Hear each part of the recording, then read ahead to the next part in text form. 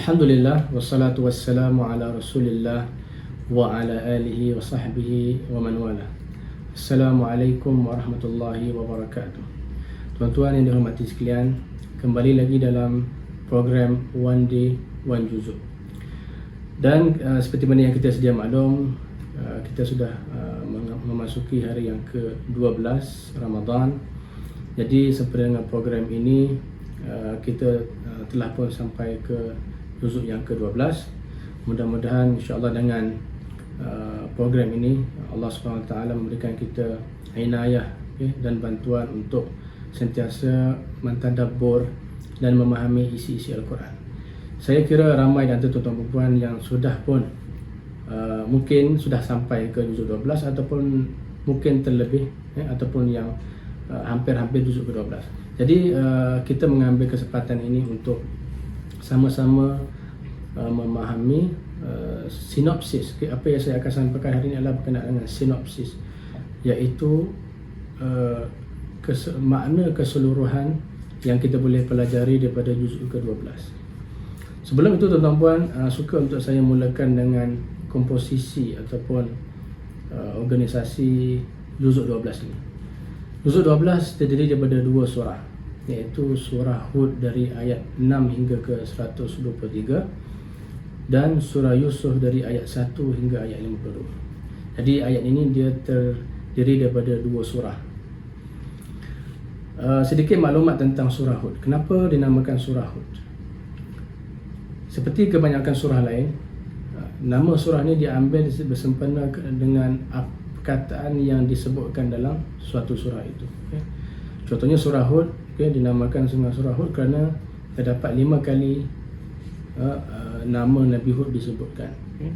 Jadi atas dasar itu dinamakan surah Hud. Surah yang kedua iaitu surah Yusuf. Mengapa dinamakan sebagai surah Yusuf? Kerana dalam surah itu mengandungi surah yang mengandungi cerita Nabi Yusuf daripada awal sehingga ke akhir. Jadi dia adalah satu-satunya surah yang menceritakan tentang Nabi Yusuf. Dan kisah Nabi Yusuf tidak diceritakan melainkan dalam surah yang dinamakan sebagai surah Yusuf ini. Dan kisah ini digelar oleh Allah SWT sebagai ahsanul qasas, iaitu kisah ataupun cerita yang terbaik. Seperti mana firman Allah SWT, nahnu naqussu 'alaika ahsanal qasasi bima auhayna ilaika hadzal Qur'an, surah Yusuf ayat yang ketiga. Itu berkenaan dengan organisasi ataupun komposisi juzuk ke-12. Jadi antara ilmu yang dibahaskan oleh ulama yang membahaskan tentang Quran adalah keterkaitan antara dua surah, iaitu dipanggil sebagai munasabatus surah. Jadi kalau kita sebelum kita masuk kepada surah Hud dan surah Yusuf ini, suka untuk saya sebutkan bahawa terdapat keterkaitan antara surah Hud dan surah Yusuf dari sudut penceritaan. Surah Hud surah yang mengandungi banyak cerita tentang para nabi, pengakhiran kaum-kaum Nabi Nuh, Hud, Syuaib dan seterusnya. Dan surah Yusuf juga adalah surah yang khusus untuk menceritakan tentang nabi yang dinamakan sebagai Nabi Yusuf. Antara kaitannya adalah dalam surah Hud terdapat kisah antara nabi dan anaknya, iaitu sekali Nabi Nuh dan anaknya. Ketika mana Nabi Nuh mengumpulkan para pengikutnya dalam bahtera, dan pengikutnya pun naik bersama baginda, melainkan anaknya dan isterinya. Jadi anaknya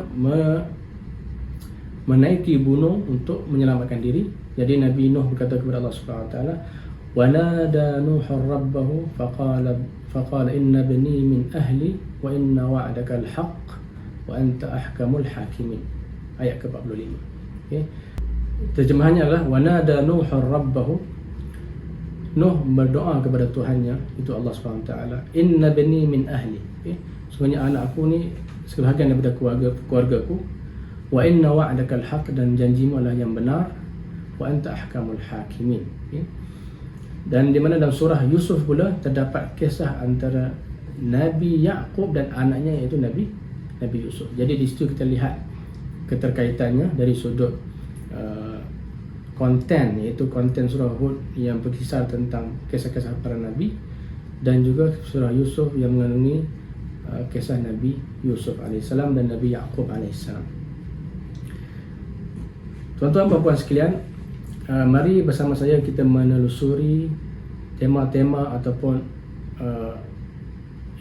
pengajaran yang kita boleh selusuri daripada ayat yang ke-6 daripada surah Yusuf, surah Hud, di mana Allah Subhanahu Wa Taala memberitahu kita pada ayat yang ke-6, okey, wa ma min dabbatin fil ardi illa 'ala Allahi rizquha wa ya'lamu mustaqarraha wa mustawda'aha kullun fi kitabin mubin. Di ayat ini Allah Subhanahu Wa Taala menjelaskan bahawa rezeki setiap makhluk itu berada dalam pengetahuan Allah. Ayat 7 pula menjelaskan tentang tujuan utama penciptaan dunia itu, iaitu adalah sebagai ujian kepada siapa yang terbaik amalannya. Manakala ayat 8 hingga ke 24, tuan-tuan, secara umumnya Allah menceritakan tentang sikap orang kafir terhadap dakwah Nabi Muhammad SAW. Ketika Nabi menyuruh mereka memeluk Islam, Allah menceritakan balik apakah tindak balas mereka, apakah ucapan yang mereka lontarkan kepada Nabi Muhammad SAW. Antara yang disebutkan adalah Nabi SAW berasa susah hati apabila mereka mencabar Nabi Muhammad SAW. Kalau kamu benar seorang Nabi, wahai Muhammad, mengapa kamu tidak menjadikan bukit Mekah itu sebagai emas? Kenapa kamu tidak, malaikat tidak ada bersama kamu? Kata-kata seperti ini dia sedikit sebanyak memberikan kesan kepada emosi Nabi Muhammad SAW. Jadi Allah SWT memberitahu, bermula dengan ayat 25, Allah SWT ingin menghiburkan hati seorang Nabi dengan menceritakan kisah-kisah Nabi yang terdahulu, yang mana Nabi ini juga turut menerima tuduhan ataupun cemoohan yang sama, iaitu kalau kamu benar kamu Nabi, mana buktinya? Kalau kamu benar kamu Nabi, mana malaikat tidak ada bersama kamu? Kamu tidak boleh memberi harta kepada kami. Jadi ucapan-ucapan seperti ini sedikit sebanyak memberikan kesan. Jadi Allah SWT bermula daripada ayat 25. Allah SWT mula menceritakan tentang Nabi Nuh. Nabi Nuh AS, kemudian diikuti dengan kisah Nabi Hud AS, kemudian dengan Nabi Saleh bersama kaumnya, kaum Samud, kemudian kisah Nabi Ibrahim bersama dengan para malaikat, diikuti dengan kisah Nabi Lut AS, dan diakhiri dengan kisah Nabi Shu'aib AS. Saya ingin merangkumkan kesemua cerita berkenaan dengan para Nabi ini, di mana Allah SWT menjelaskan bahawa intipati ajaran para Nabi adalah, pertama adalah mentauhidkan Allah SWT. Kita boleh lihat dalam kisah Nabi Nuh, Allah SWT berfirman, alla ta'budu illallah inni akhafu alaikum azab yawmin alim. Kemudian dalam kisah Nabi Nuh, Allah SWT berfirman, qala ya qaumi i'budullaha ma lakum min ilahin ghairuh. Ketika berucap kepada kaum Samud, Allah SWT berfirman, qala ya qaumi i'budullaha ma lakum min ilahin ghairuh.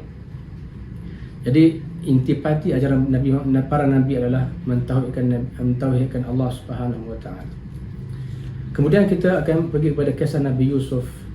Kisah Nabi Yusuf bermula dari ayat 1 sehingga ke akhir surah Yusuf, di mana pada dalam kisah ini Allah SWT menceritakan bagaimana Nabi Yusuf AS menceritakan mimpi yang beliau lihat, baginda lihat ketika tidur. Kemudian bagaimana konspirasi abang-abangnya untuk membunuhnya. Kemudian bagaimana baginda AS pergi dicampak ke dalam perigi, kemudian kisah dalam istana bersama Zulaikha, kemudian di penjara, kemudian selepas itu baginda SAW bertemu semula dengan keluarganya, dan semua kisah ini kalau kita telusuri satu persatu, kita akan dapati bahawa di sini Allah SWT ingin menguatkan hati Nabi Muhammad SAW. Dalam pengakhiran surah Yusuf, Allah SWT berfirman, laqad kana fi qasasihim ibratan liulil albab ma kana hadithan yuftara walakin tasdiqal ladzi baina yadayhi wa tafsila kulli syai'in wa hudan wa rahmatan liqaumin yu'minun. Yang mana kita dapat dalam kisah-kisah mereka ini ibrah, iaitu peringatan, pengajaran liulil albab, bagi mereka yang berfikir, bagi mereka yang punya hati. Maka hadithan yuftara, dia bukanlah satu cerita yang direka-reka.